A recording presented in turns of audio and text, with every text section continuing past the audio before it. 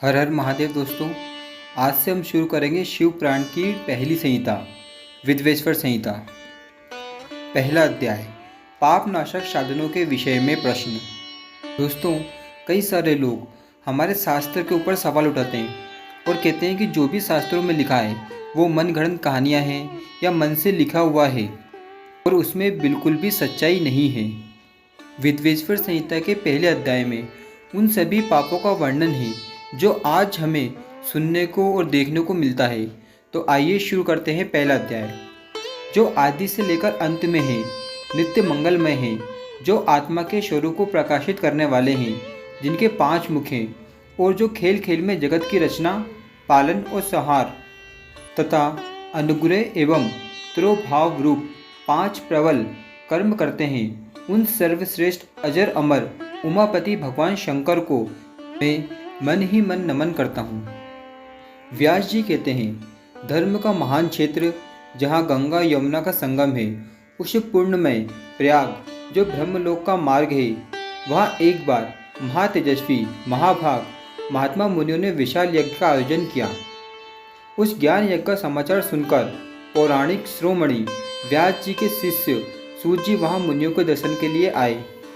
सूत जी का भी मुनियों ने विधिवत स्वागत व सत्कार किया तथा उनकी स्तुति करते हुए हाथ जोड़कर उनसे कहा, हे सर्वज्ञ विद्वान रोहर्षण जी, आप बड़े भाग्यशाली हैं। आपने स्वयं व्यास जी के मुख से पुराण विद्या प्राप्त की है। आप आश्चर्य स्वरूप कथाओं का भंडार हैं। आप भूत भविष्य और वर्तमान के ज्ञाता हैं। हमारा सौभाग्य है कि आपके दर्शन हुए। आपका यहाँ आना निरर्थक नहीं हो सकता। आप कल्याणकारी हैं। उत्तम बुद्धि वाले सूत जी, यदि आपका अनुग्रह हो तो गोपनीय होने पर भी आप शुभ अशुभ तत्व का वर्णन करें, जिससे हमारी तृप्ति नहीं होती और उसे सुनने की हमारी इच्छा ऐसे ही रहती है। कृपया कर उस विषय का वर्णन करें। घोर कलयुग आने पर मनुष्य पुण्य कर्म से दूर होकर दुराचार में फंस जाएंगे, दूसरों की बुराई करेंगे, पराई स्त्रियों के प्रति आसक्त होंगे, हिंसा करेंगे, मूर्ख, नास्तिक और पशु बुद्धि हो जाएंगे। सूत जी, कलयुग में वेद प्रतिपादित वर्ण आश्रम व्यवस्था नष्ट हो जाएगी। प्रत्येक वर्ण और आश्रम में रहने वाले अपने अपने धर्मों के आचरण का परित्याग कर विपरीत आचरण करने में सुख प्राप्त करेंगे। इस सामाजिक वर्ण संकरता से लोगों का पतन होगा, परिवार टूट जाएंगे, समाज बिखर जाएगा, प्राकृतिक आपदाओं से जगह जगह लोगों की मृत्यु होगी, धन का क्षय होगा, स्वार्थ और लोभ की प्रवृत्ति बढ़ जाएगी, ब्राह्मण लोभी हो जाएंगे और वेद बेचकर धन प्राप्त करेंगे, मदद से मोहित होकर दूसरों को ठगेंगे, पूजा पाठ नहीं करेंगे और ब्रह्म ज्ञान से शून्य होंगे। क्षत्रिय अपने धर्म को त्याग कर कुसंगी, पापी और व्यभिचारी हो जाएंगे। शौर्य से रहित हो वे शूद्रों जैसा व्यवहार करेंगे और काम के अधीन हो जाएंगे। वैश्य धर्म से विमुख हो संस्कार भ्रष्ट होकर कुमार्गी, धनोपार्जन परायण होकर नाप तोल के में ध्यान लगाएंगे। शूद्र अपना धर्म कर्म छोड़कर अच्छी वेशभूषा से सुशोभित हो व्यर्थ घूमेंगे। वे कुटिल और ईर्ष्यालु होकर अपने धर्म के प्रतिकूल हो जाएंगे, कुकर्मी और वाद विवाद करने वाले होंगे। वे स्वयं को कुलीन मानकर सभी धर्मों और वर्णों में विवाह करेंगे। स्त्रियां सदाचार से विमुख हो जाएंगी। वे अपने पति का अपमान करेंगी और सास ससुर से लड़ेंगी, मलिन भोजन करेंगी। उनका शील स्वभाव बहुत बुरा होगा। सूत जी, इस तरह जिनकी बुद्धि नष्ट हो गई है और जिन्होंने अपने धर्म का त्याग कर दिया है, ऐसे लोग लोक और परलोक में उत्तम गति कैसे प्राप्त करेंगे? इस चिंता से हम सभी व्याकुल हैं। परोपकार के समान कोई धर्म नहीं है। इस धर्म का पालन करने वाला दूसरों को सुखी करता हुआ स्वयं भी प्रसन्नता अनुभव करता है। यह भावना यदि निष्काम हो तो कर्ता का हृदय शुद्ध करते हुए उसे परम गति प्रदान करती है। हे महामुने, आप समस्त सिद्धांतों के ज्ञाता हैं। कृपया कर कोई ऐसा उपाय बताइए जिससे इन सबके पापों का तत्काल नाश हो जाए। व्यास जी कहते हैं, उन श्रेष्ठ मुनियों की यह बात सुनकर सूत जी मन ही मन परम श्रेष्ठ भगवान शंकर का स्मरण करके उनसे इस प्रकार बोले। दूसरा अध्याय शिव पुराण का परिचय और महिमा। सूत जी कहते हैं, साधु महात्माओं, आपने बहुत अच्छी बात पूछी है। यह प्रश्न तीनों लोगों का हित करने वाला है। आप लोगों के स्नेहपूर्ण आग्रह पर गुरुदेव व्यास का स्मरण कर मैं समस्त पाप राशियों से उद्धार करने वाले शिव पुराण की अमृत कथा का वर्णन कर रहा हूँ।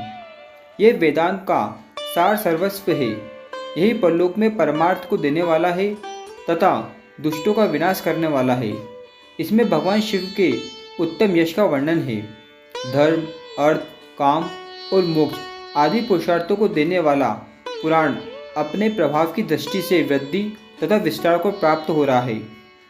शिव पुराण के अध्ययन से कलयुग के सभी पापों में लिप्त जीव उत्तम गति को प्राप्त होंगे।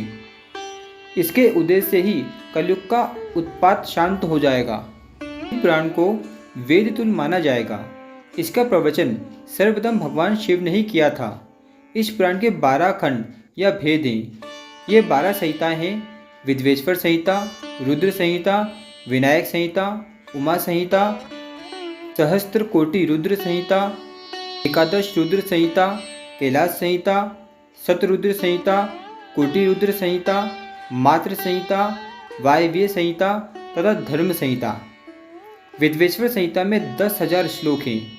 रुद्र संहिता, विनायक संहिता, उमा संहिता और मात्र संहिता प्रत्येक में 8,000 श्लोक हैं। एकादश रुद्र संहिता में 13,000, कैलाश संहिता में 6,000, शतरुद्र संहिता में 3,000, कोटि रुद्र संहिता में 9,000, सहस्त्र कोटि रुद्र संहिता में 11,000, वायव्य संहिता में 4,000 तथा धर्म संहिता में 12,000 श्लोक हैं। शिव पुराण में कुल 1,00,000 श्लोक हैं, परंतु व्यास जी ने इसे 24,000 श्लोकों में संक्षिप्त कर दिया है। पुराणों की क्रम संख्या में शिव पुराण का चौथा स्थान है, जिसमें 7 संहिताएं हैं। पूर्व काल में भगवान शिव ने 2 करोड़ श्लोकों का पुराण ग्रंथ ग्रंथित किया था। सृष्टि के आरंभ में निर्मित यह पुराण साहित्य अधिक विस्तृत था। द्वापर युग में द्वैपायन आदि महर्षियों ने पुराण को 18 भागों में विभाजित कर 4,00,000 श्लोकों में इसको संक्षिप्त कर दिया।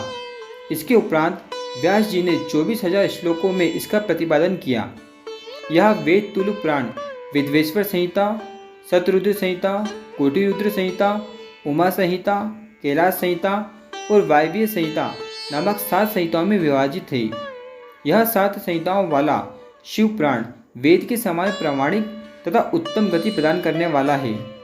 इस निर्मल शिव पुराण की रचना भगवान शिव द्वारा की गई है तथा इसको संक्षेप में संकलित करने का श्रेय व्यास जी को जाता है। शिव पुराण सभी जीवों का कल्याण करने वाला, सभी पापों का नाश करने वाला है। यही सत्पुरुषों को कल्याण प्रदान करने वाला है। यह तुलना रहित है तथा इसमें वेद प्रतिपादित अद्वैत ज्ञान तथा निष्कपट धर्म का प्रतिपादन है। शिव पुराण श्रेष्ठ मंत्र समूह का संकलन है तथा यही सभी के लिए शिव धाम की प्राप्ति का साधन है। समस्त पुराणों में सर्वश्रेष्ठ शिव पुराण ईर्ष्या रहित अंतःकरण वाले विद्वानों के लिए जानने की वस्तु है। इसमें परमात्मा का गान किया गया है। इस अमृतमय शिव पुराण को आदर से पढ़ने और सुनने वाला मनुष्य भगवान शिव का प्रिय होकर परम गति को प्राप्त कर लेता है। दोस्तों, हमने इस वीडियो में जाना कि जो व्यक्ति शिव पुराण को सुनता है या पढ़ता है उसके समस्त पापों का नाश हो जाता है। धर्म, अर्थ, काम और मोक्ष की प्राप्ति होती है और अंत में उस व्यक्ति को शिव की प्राप्ति होती है। आज के वीडियो में इतना ही। अगले वीडियो हम तीसरे अध्याय से फिर से शुरू करेंगे। हर हर महादेव। अगर आपको वीडियो अच्छा लगा हो तो चैनल को सब्सक्राइब कीजिए, लाइक कीजिए। सांब सदाशिव।